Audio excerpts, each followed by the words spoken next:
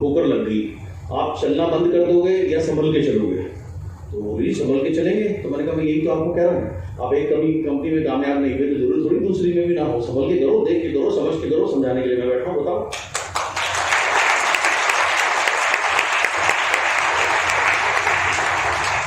उसको मेरी बात समझ में आई। फिर उसने कहा, मैंने उसको कहा, मैंने कहा मैम अगर आप एक कदम लोगे अपनी सफलता के लिए तो मैं 2 कदम लेने को तैयार हूँ। तो बोली शुरू में सब ऐसे ही कहते हैं, ऐसा होता कुछ भी नहीं है।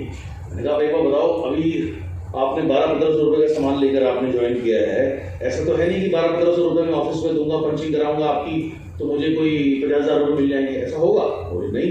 तो मैंने कहा मुझे पैसे कब मिलेंगे? जब आपका नेटवर्क ग्रो होगा, मेरा नेटवर्क ग्रो होगा। तो आप टेंशन मत लो, मैं अभी तो जा रहा हूँ, आज तो मेरी फ्लाइट है, फिर आऊँगा 20 दिन बाद और फिर तबीयत से 4-5 दिन के लिए रहूँगा और पूरा घूम के काम करेंगे। बहुत चला गया, दोबारा आया। अब उसके बाद मैं उसको बोलता था, मैंने कहा कहीं पर भी कोई भी आदमी है, कितनी भी दूर है, एक भी आदमी है, तू टेंशन मत कर, तेल मैं भरवाता हूँ तेरी गाड़ी में, चल बेटा। तो वो कहता था, जैसे चेन्नई में हम बैठे हुए हैं, तिरची में 2 आदमी है, तिरची मतलब हो गया वहां से 300 किलोमीटर दूर। तो मैं कहता था चल टेंशन मत ले, चल 2 आदमी है, होने दे। शुरू में एक दिन तो भीड़ आएगी नहीं ना, 1 से 10 बनते हैं, 10 से 100 बनते हैं, 100 से 1000 बनते हैं। तो मैंने कहा तू टेंशन मत कर, चल। तो पहुंच गए। फिर वो कहता था एक मदुरई में है, मदुरई और 200 किलोमीटर आगे। तो मैंने टेंशन मत कर, चल चल चल चलता है बस। तो ऐसे मैं, वो और जिस व्यक्ति के बारे में जो कुर्सी में लेटा हुआ था, ऐसे हम तीनों ने ट्रैवल करना शुरू कर दिया। एक कमरे में हम तीनों लोग रहते थे। उस समय इंटरनेट वगैरह इतना स्ट्रॉन्ग नहीं होता था। तो कभी कभी 7-8 बजे शाम को छुट्टी हो गई तो टीवी खोलो, सारे साउथ के चैनल आते थे, मुझे तो समझ कुछ नहीं आता था। तो मेरी एक ही कोशिश होती थी, मैं इन्हें 10 बजे तक रगड़े रहूँ, पेट में रगड़े रहूँ, क्योंकि वो तो आपस में अपना इंटरे करते रहते थे, मैं क्या करूँ, मेरे को तो घर में कुछ था ही नहीं। तो मैंने ऐसे करते करते पूरा तमिलनाडु उनके साथ में छान मारा, एक जगह नहीं छोड़ी जहाँ वो कहता था एक भी आदमी कितनी भी दूर हो, मैंने कहा बेटा चल। करते करते करते धीरे धीरे नेटवर्क बनने लगा। फिर उनके लिए ट्रेनिंग्स करनी शुरू करी, ट्रैवल करते रहे, 8-8 दिन, 7-7 दिन हो जाते थे, 8-8 दिन हो जाते थे। उस समय वहाँ कोई अंग्रेजी भी आधे लोग मतलब शहरों में आधे लोग समझते हैं, थोड़ा सा आप अंदर चले जाओ तो 20% लोग इंग्लिश समझते हैं, सब रीजनल लैंग्वेज चलती है और हिंदी का तो प्रश्न ही नहीं होता। जब मैं 7-8 दिन बाद वापस आता था, एयरपोर्ट पे कोई हिंदी बोलता हुआ दिखता था तो मुझे ऐसा लगता था जैसे कान में अमृत घुल रहा हो। तो आप देखो इस तरीके से हमने काम किया। 3 साल बाद उसका चेक पहुंच गया 6.5 लाख रुपए पार्ट टाइम करते हुए। उसने कहा जी मैं सोच रहा हूँ VRS ले लूँ। मैंने कहा जल्दी ले। उसने फुल टाइम करना शुरू किया। उसके बाद में एक वेस्टीज की 2 साल बाद फॉरेन ट्रिप था, चेन्नई से 240 लोगों की फ्लाइट थी टोटल, उसमें से 208 वेस्टीज थे। ये हालत थी।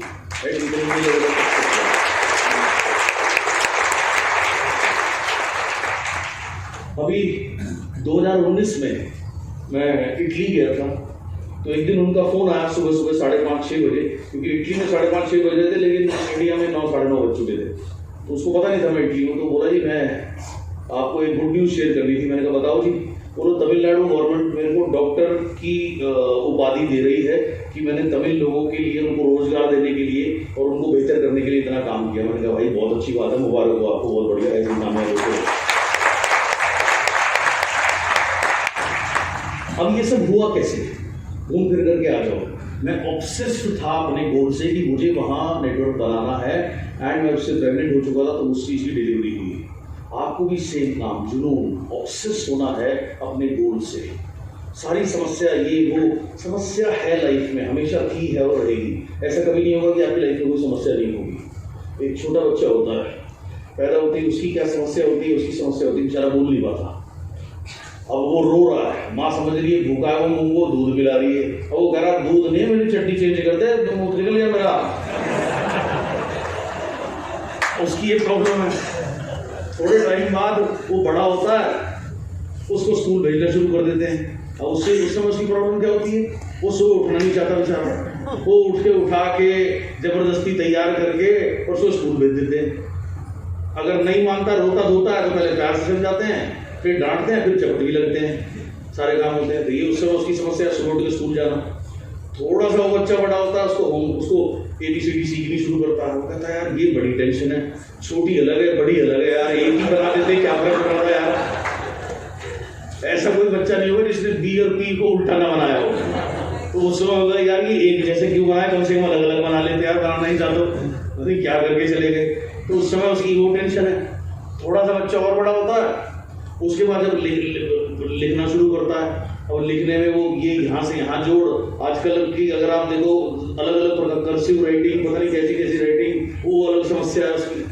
फिर थोड़ा सा बड़ा होता है, उसके बाद उसकी होमवर्क की टेंशन शुरू हो जाती है, इतना काम लाद देते हैं। तो बच्चा क्या सोचता है, एक बार कॉलेज चला जाओ ना, फिर कोई दिक्कत नहीं, ना सुबह जल्दी उठना पड़ेगा, ना होमवर्क है, लाइफ कंफर्टेबल होगी। लेकिन जैसे ही बच्चा 10वीं 11वीं 12वीं में पहुंचता है, जो भी आता है घर में, बेटा क्या करोगे, बेटा क्या करोगे, बेटा क्या करोगे, यार ये मुसीबत शुरू हो जाती है। फिर वो कॉलेज में जाता है, सोचता है लाइफ कंफर्टेबल होगी, लेकिन थोड़े टाइम मजा आता है, लेकिन उसके बाद फिर वही समस्या, क्या करोगे, क्या करोगे, क्या करोगे, क्या क्या बनोगे। फिर कहीं ना कहीं वो जो भी अपना कैरियर चुनता है उसमें काम काम करना शुरू करता है, तो सोचता है एक बार पैसे वैसे कमाने लगे लाइफ कंफर्टेबल हो जाएगी। पैसे कमाना शुरू करता है, ख्वाब इतने बड़े होते हैं, पैसे इतने मिलते हैं, राइट, वो एक टेंशन। फिर वो सोचता है थोड़ा टाइम बाद लाइफ ठीक हो जाएगी, थोड़ा टाइम बाद शादी हो जाती है, सबसे बड़ी टेंशन फिर शुरू हो जाती है। उसके बाद में आगे फैमिली एक्सटेंड होती है, बच्चा होता है। अब बच्चे तो 24 घंटे उनका कोई सोने जागने उठने का टाइम नहीं होता, दिन भर काम करके आता था, क्या था, रात को डिस्टर्बेंस होती है, 10 चीज़ होती है, तो सोचता है थोड़े से बड़े हो जाएं लाइफ कंफर्टेबल हो जाएगी। तो बच्चा थोड़ा सा बड़ा होता है, उसके स्कूल जाने की टेंशन शुरू हो जाती है, कहाँ एडमिशन कराओ, ये कराओ, वो कराओ। फिर वो सोचता है थोड़े और बड़े हो जाए ना, फिर कंफर्टेबल हो जाएगा। थोड़े और बड़े होते हैं, खर्चे डिमांड और बढ़ जाती है। फिर वो सोचता है अरे बड़े हो जाए ना, और बड़े हो जाएगा। बड़े होते फिर उनकी हायर एजुकेशन वगैरह की चिंता शुरू हो जाती है। फिर वो सोचता है यार ये अपने सेटल हो जाए तो फिर कोई टेंशन नहीं। बस वो सोचता ही रहता है, लेकिन हमेशा लाइफ में कभी भी चैलेंजेस खत्म नहीं होते, राइट, उनका स्वरूप बदलता रहता है। हाँ, एक क्लब ऐसा है जिसके जो सदस्य हैं उन्हें कोई चैलेंज नहीं है। वो क्लब कौन सा है? वो क्लब को मैं कहता हूँ डेड मैन्स क्लब, मृत व्यक्तियों का क्लब। जो व्यक्ति मृत हो चुका, उसे कोई टेंशन नहीं है, उसे कोई होमवर्क नहीं करना, उसे कोई बीवी नहीं बढ़ानी, उसे कोई घर में राशन नहीं गिरने की चिंता नहीं है, कोई चिंता नहीं, वो आराम से सो रहा है। लेकिन जब तक जीवन है, चैलेंज था, है और रहेगा, सिर्फ उनका स्वरूप बदलता रहता है। बस इतनी सी बात है।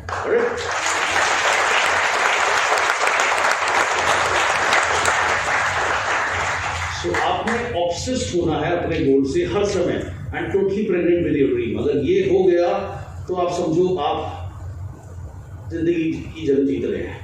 एंड उसके बाद put all your focus on to your goal. अपना सारा फोकस जो है वो आपको अपने गोल पर लगाना है। सारा फोकस का गेम है, क्योंकि where focus goes energy flows.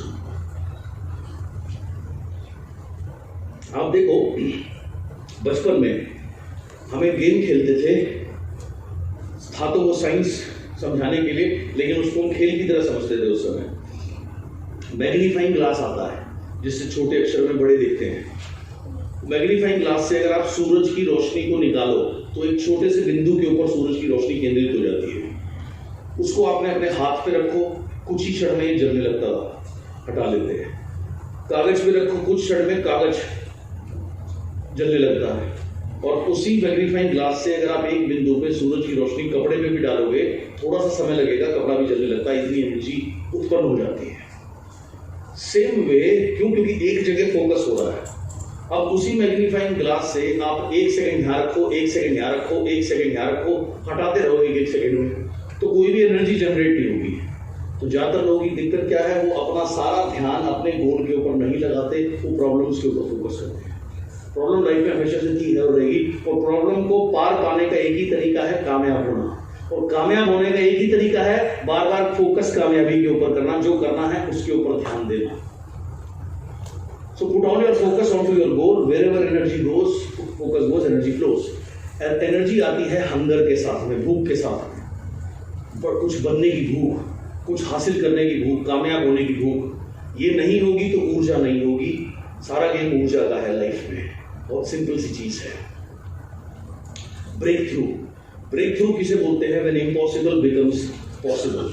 जिसको हम इम्पॉसिबल समझते हैं नॉर्मल तौर पर, जब वो पॉसिबल हो जाए, इसे कहा जाता है break through.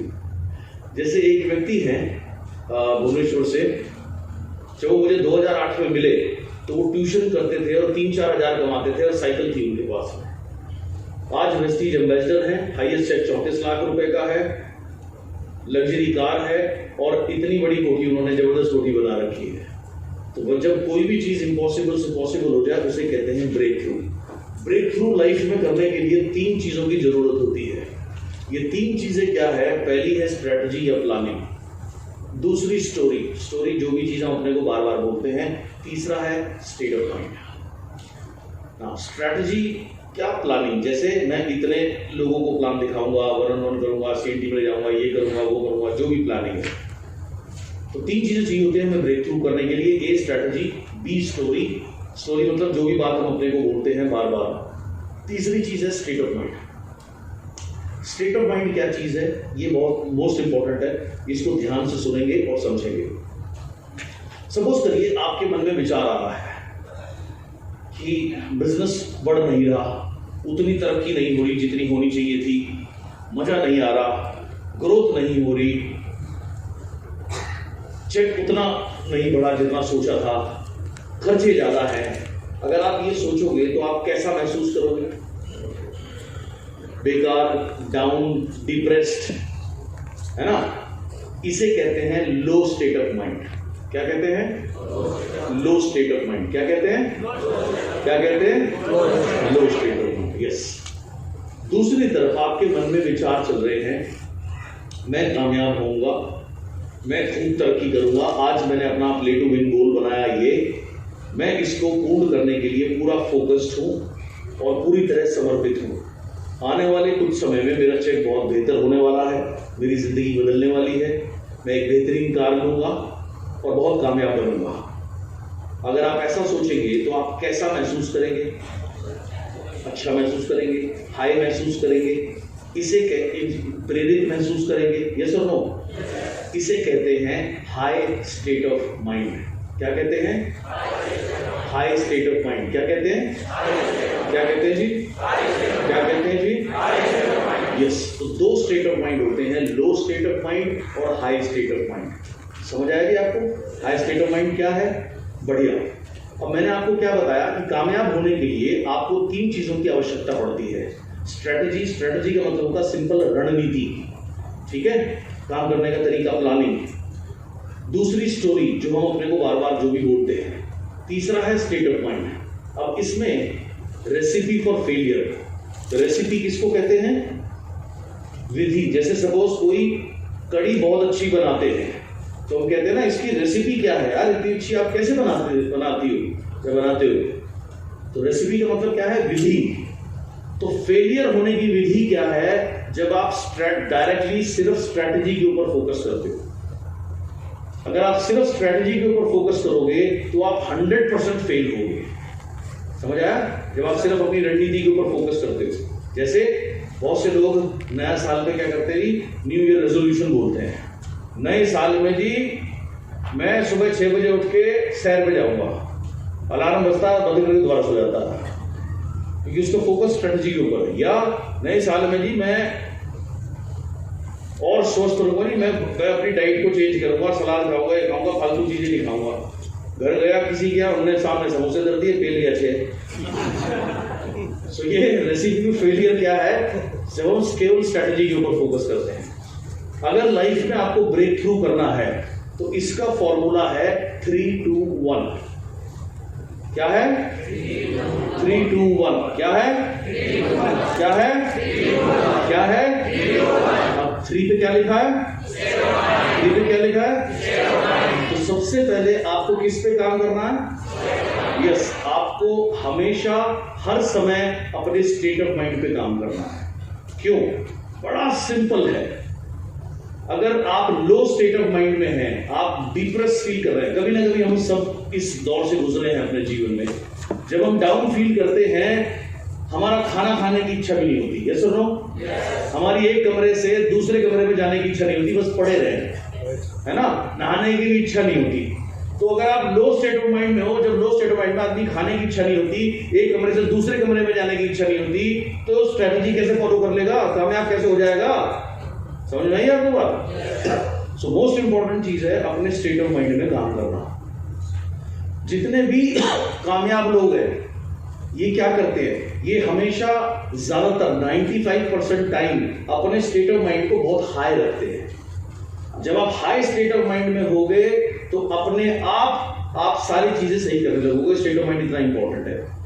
State of mind के बाद आती है स्टोरी। स्टोरी क्या है? जो भी चीज आप अपने आप को बोलते हो, जैसे मैं ये कर सकता हूं, मैं ये नहीं कर सकता। So story. ज्यादातर लोग एवरेज क्यों हैं, साधारण क्यों हैं? वो क्या सोचते हैं? वो सोचते हैं हम तो छोटे से घर से हैं, हम तो छोटे से गांव से हैं। आज तो आदमी ये बहुत कहता है हम छोटे से गांव से हैं। तो गांव छोटा ही होता है, अगर गांव बड़ा होता तो वो शहर होता रहा। तो हम तो छोटे से, हम तो गरीब हैं। तो ये स्टोरी उन्होंने अपनी बना रखी है, हम नहीं कर सकते, हमारे लिए मुश्किल है, हमारे पास पैसे नहीं है, हमारी ये इसे बोलते हैं स्टोरी, जो भी उन्होंने अपने बारे में अपनी धारणा बना रखी है। उसके बाद आती है स्ट्रेटजी। अगर स्टेट ऑफ माइंड हाई होगा तो स्टोरी भी हाई रहेगी और कोई भी स्ट्रेटजी जो बनाओगे फॉलो हो जाएगी। स्टेट ऑफ माइंड लो होगा, जितनी मर्जी बढ़िया स्ट्रेटजी बना लो, कभी नहीं कर सकते। तो मोस्ट इंपॉर्टेंट चीज लाइफ में है, इस एक चीज को आज के दिन में मैं सिर्फ चाहता हूं आपको सिर्फ स्टेट ऑफ माइंड समझ में आ जाए तो आपका यहाँ बैठना सफल हो जाएगा और मेरा इतनी दूर से आना भी सफल होगा। राइट?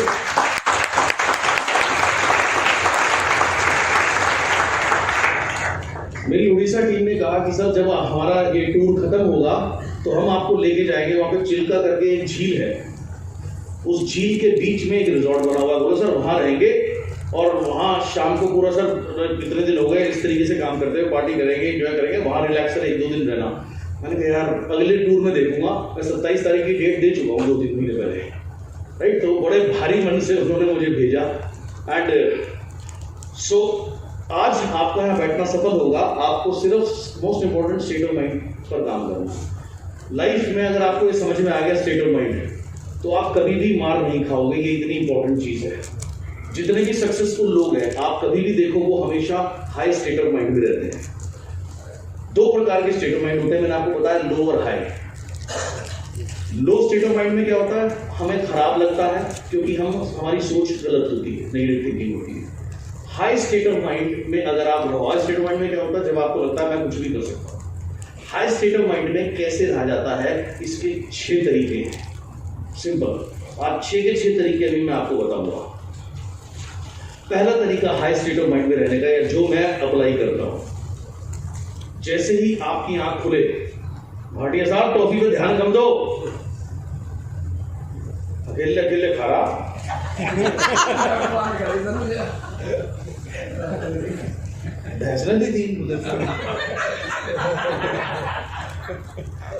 स्टेट ऑफ माइंड क्या है?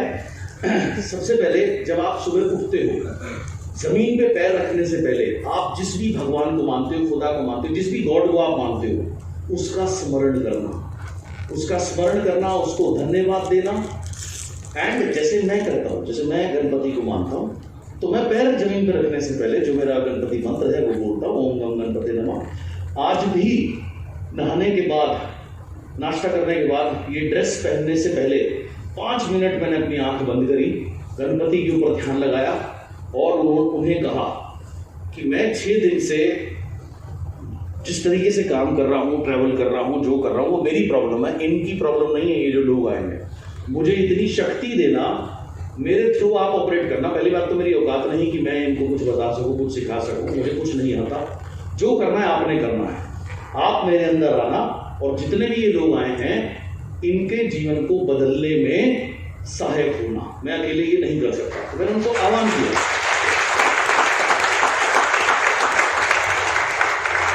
उसके बाद जो मैं प्रेयर करता हूं, मैंने वो करी कि हे प्रभु, आपके बिना ना मैं कुछ हूं, ना हो सकता हूं, ना होना चाहता हूं।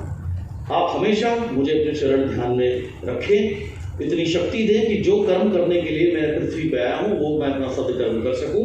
ये आपकी कृपा और आशीर्वाद के बिना संभव नहीं है। तो जब आप डिवाइन को बुलाते हो अपने अंदर, डिवाइन की पावर का आप इस्तेमाल करते हो, तो आपका स्टेट ऑफ माइंड जो है वो ऑटोमेटिकली हाई हो जाएगा। जब आप गॉड को बुलाते हो, प्रभु को बुलाते हो, सो उसका स्मरण करना, उसके सामने सरेंडर करना बहुत जरूरी है। और ये समझना और अंडरस्टैंड करना कि मेरे जीवन में जो भी कुछ अच्छा हो रहा है वो प्रभु की वजह से हो रहा है, मैं कुछ नहीं हूं, I am nothing, everything is divine. तो जब आप डिवाइन को याद करते हो अपने अंदर, आपका जो स्टेट ऑफ माइंड है वो अपने आप हाई हो जाएगा। ये है पहला तरीका। समझ आया? गुड। उसके बाद दूसरा तरीका क्या है, डिवाइन को, अपने स्टेट ऑफ माइंड को हाई करने का। और इसी में डिवाइन को आप एक चीज और बोल सकते हो, और बोलना नहीं है, समझना है आपने कि मैं आपका बच्चा हूं, मुझे हमेशा गाइड करो, मुझे हमेशा सद्मार्ग दिखाओ, सही राह दिखाओ, ताकि मैं जो सत्कर्म करने के लिए मैंने जन्म लिया है वो मैं कर सकूं। ये आपकी कृपा के बिना संभव नहीं। तो ये आपने फील करना है बार बार बार बार बार बार। जब आप ये फील करोगे, स्पेशली सुबह, कभी भी सकते हो सुबह, तो आपका जो माइंड है वो हाई स्टेट ऑफ माइंड में सुबह से ही पहुंच जाता है। एंड अगेन अलग इसके भी कई तरीके हैं। जैसे अगर मैं गाड़ी ड्राइव करता हूं स्वयं, तो मैं अक्सर कुछ मंत्र हैं जो मैं प्ले करता हूँ और उसके साथ बोलता रहता हूँ, तो मैं अलग हाई एनर्जी में रहता हूँ। और अगर मेरे चालक गाड़ी चला रहे होते हैं तो भी मैं ध्यान में रहना पसंद करता हूँ। तो पहला तरीका है स्टेट ऑफ माइंड को हाई करने का, ध्यान, डिवाइन को यूज करना। दूसरा तरीका है साउंड ऑफ वेल्थ। यूनिवर्स जो है, ब्रह्मांड जो है, ये ध्वनि के ऊपर बना हुआ है, ध्वनि के ऊपर टिका हुआ है। हर चीज की ध्वनि है, वेल्थ की ध्वनि है, साउंड ऑफ वेल्थ है श्रीम ब्रजी। सो जब आप श्रीम ब्रजी का जाप करते हैं, उसको सुनते हैं, उसके साथ में विजुअलाइज करते हैं अपने पेचेक को, सक्सेस को, तो ऑटोमेटिकली आपका जो स्टेट ऑफ माइंड है वो हाई होने लगेगा। ये है दूसरा तरीका। इसको सुनने के दो तरीके हैं। आप नहा रहे हैं, कपड़े पहन रहे हैं, खाना खा रहे हैं, तो बैकग्राउंड में आप श्रीम ब्रजी प्ले कर सकते हैं। आप अपने काम भी करते रहो, श्रीम ब्रजी चलता रहेगा, ऑटोमेटिक माइंड पे काम करेगा। दूसरा तरीका है 5 मिनट भी कम से कम आंख बंद करके उसके ऊपर ध्यान करना।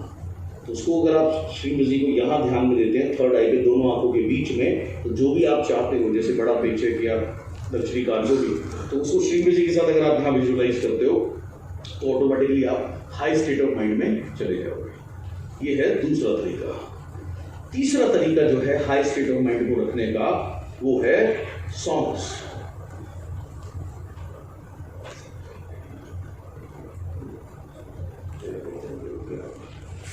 तीसरा तरीका है जो स्टेट ऑफ माइंड को जो बहुत जबरदस्त तरीके से हाई करता है, वो है सॉन्ग्स।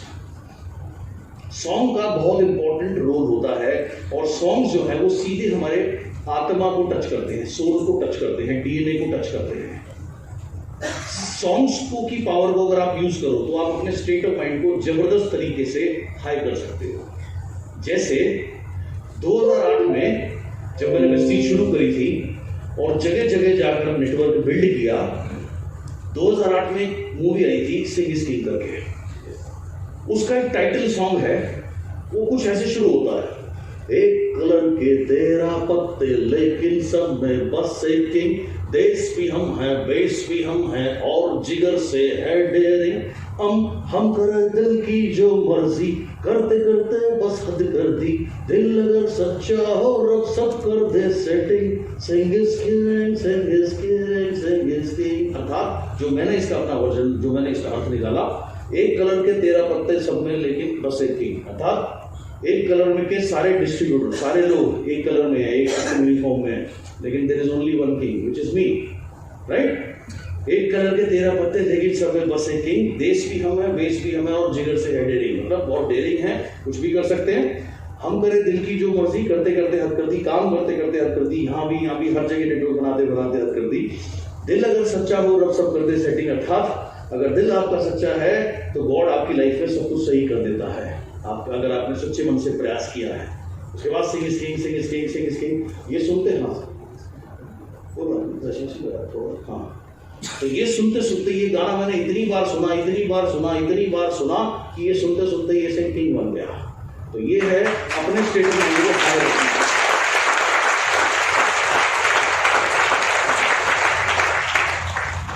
समझ आया आपको? राइट। सो ये आप ऐसे सालों पहले एक गाना सुन रहा था मैं बड़ी तेज आवाज में, और एक बार, दो बार, 3 बार, तो जब कई बार हो गया तो मेरी मदर इरिटेट हो गई। उन्होंने बोला तो क्या ये रिक्शे वाला गाना बार बार सुन रहा है? तो गाने के वर्ड्स थे, एक बार आजा आजा आजा आजा आजा, झलक दिखला आजा, ये गाना था। तो मैंने मेरी माँ को बोला, मैंने कहा मैं मेरी सक्सेस को बुला रहा हूँ, एक बार आ जा, एक बार आ जा, एक बार आ जा, एक बार आ जा, अगर एक बार आएगी दोबारा जाने नहीं दूंगा। मैंने कहा मुझे नहीं पता आपको इसमें क्या खराब लग रहा है, या आपने कौन से रिक्शे वाला गाना गाते सुन लिया होगा, लेकिन मैं ऐसे नहीं सुन रहा, मैं तो अपनी सक्सेस के लिए सुन रहा हूँ। तो जब आप हर चीज को अपनी सक्सेस से रिलेट करने लगो, स्पेशली सॉन्ग्स को, तो आपका जो स्टेट ऑफ माइंड है वो ऑटोमेटिकली हाई हो जाएगा। ये सुनो, बड़ी सिंपल सी चीज है। जब भी मेरा कोई भी पोस्टर रिलीज होता है, मेरी किसी भी ट्रेनिंग का, जैसे भी उड़ीसा टूर का पोस्टर रिलीज हुआ या सक्सेस बाय चॉइस का कोई पोस्टर बनता है, रिलीज होता है, तो एक सॉन्ग को मैं विजुअलाइज करता हूँ और उससे रिलेट करता हूँ। वो सॉन्ग का क्या है, बड़ा सिंपल और बड़ा एनर्जेटिक सॉन्ग है, जब मैं उसको ऐसे रिलेट करता हूँ। दुनिया में लोगों ने फिर अपने दिल थामे, आया हूँ लेकर मैं फिर इतने हंगामे, अर्थात I have come again, I mean I deliver again, I do my best again. So हर चीज को जब आप अपनी सक्सेस से रिलेट करना शुरू कर दो, सॉन्ग्स को यूज करना शुरू कर दो, तो आपका स्टेट ऑफ माइंड जो है वो ऑटोमेटिकली, ये रिमिक्स है, ये नहीं, वो ऑटोमेटिकली आपका स्टेट ऑफ माइंड जो है वो बहुत हाई चला जाएगा। जब मैं स्कूल कॉलेज में था तो मैं क्रिकेट खेलता था, दिल्ली में नेशनल स्टेडियम है, वहां जाता था मैं प्रैक्टिस करने के लिए। तो जितनी भी इंटरनेशनल टीमें आती थी मैच खेलने के लिए, वो सब वहां आती थी प्रैक्टिस करने के लिए पहले। तो मैंने बहुत सारे प्लेयर्स को बहुत करीब से देखा है, बहुत सारे ग्रेट प्लेयर्स को, जैसे विवियन रिचर्ड्स को, ब्रायन लारा को, कर्टली एम्ब्रोस को, कॉर्टनी वॉल्श को, ऐसे बहुत सारे ग्रेट प्लेयर्स को, स्टीव वॉक को, मार्क वॉक को, Ricky Ponting, Shane Warne, PDM players बहुत सारे। तो इन सब में एक चीज कॉमन मैं देखता था, जब भी अपनी बस से उतरते थे, इनके कान में बड़े बड़े ईयरफोन लगे होते थे, हेडफोन लगे होते थे। उस जमाने में मोबाइल नहीं होते थे, लेकिन वॉकमैन चला करते थे जी। तो ये वॉकमैन इनके जेब में रहता था और ये बड़े बड़े हेडफोन लगाए रहते थे। तो मैं सोचता था यार ये इतने गाने क्यों सुनते हैं, इन्हें क्या इतना हुआ था।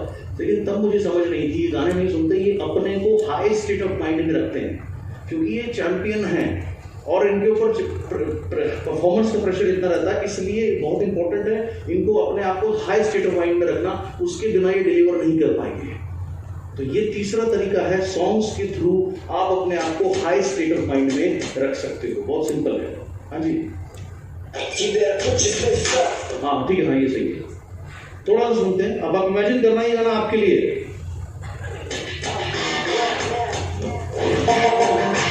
One for the trouble, two for the bass. Keys in the bitch, you better watch this face. One for the trouble, two for the bass. Keys in the bitch, you better watch this face.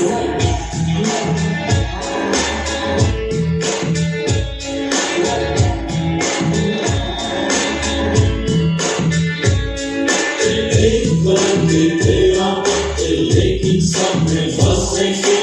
देश भी हम हैं, देश भी हम हैं, और जिगर में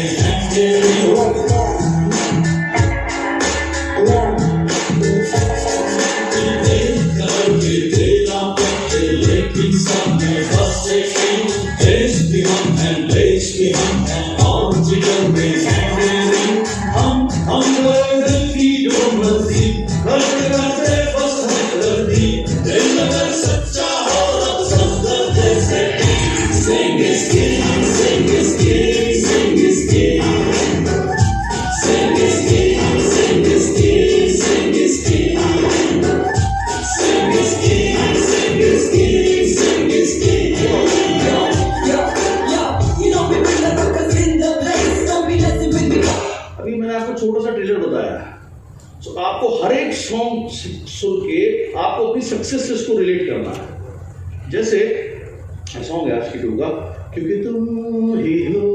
अब जो आपने अपना गोल बनाया है, आपने उससे बात करनी है, उसको एनर्जी देनी है, ठीक है ना। अब उसको एनर्जी कैसे दोगे, अगर आप उससे म्यूजिक रिलेट कर दो। अब आप अपने गोल को बोल रहे हो, हम तेरे बिन अब रह नहीं सकते, तेरे बिना क्या वजूद मेरा, तुझसे जुदा अगर हो जाएंगे तो खुद से ही हो जाएंगे खफा, क्योंकि तुम ही हो, अब तुम ही हो,